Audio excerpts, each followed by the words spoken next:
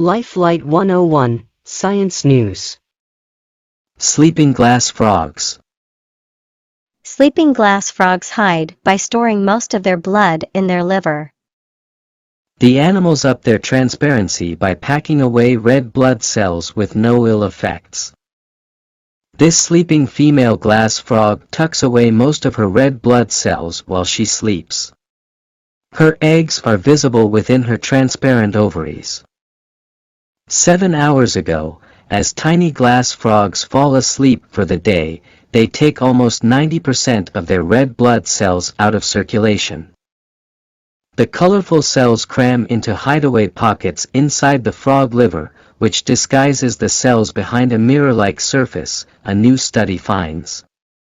Biologists have known that glass frogs have translucent skin, but temporarily hiding bold red blood brings a new twist to vertebrate camouflage, serial number 62317.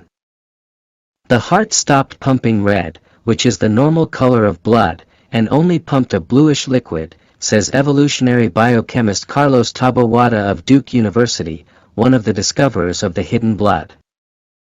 What may be even more amazing to humans prone to circulatory sludge and clogs is that the frogs hold almost all their red blood cells packed together for hours with no blood clots, says co-discoverer Jesse Delia. Now at the American Museum of Natural History in New York City. Wake the frog up, and cells just unpack themselves and get circulating again.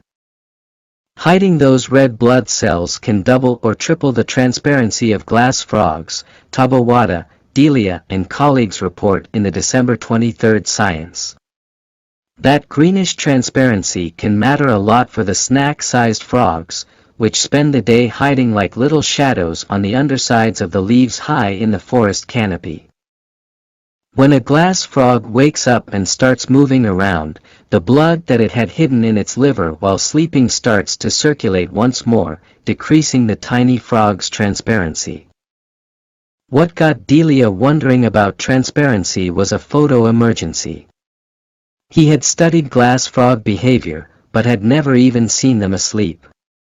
They go to bed, I go to bed, that was my life for years, he says. When he needed some charismatic portraits, however, he put some frogs in lab dishes and at last saw how the animals sleep the day away. It was really obvious that I couldn't see any red blood in the circulatory system, Delia says. I shot a video of it, it was crazy. As he pitched his project to a Duke University lab for support, he was stunned to discover that another young researcher was pitching the same lab to study transparency in glass frogs. I was like, oh, man, Delia says. But the leader of the biological optics lab at Duke, Sunk Johnson, told Delia and his rival, Taboada, that they had different skill sets and should tackle the problem together. I think we were hard-headed at first, Delia says. Now I consider him as close as family. For more science and technology news, subscribe and like our channel.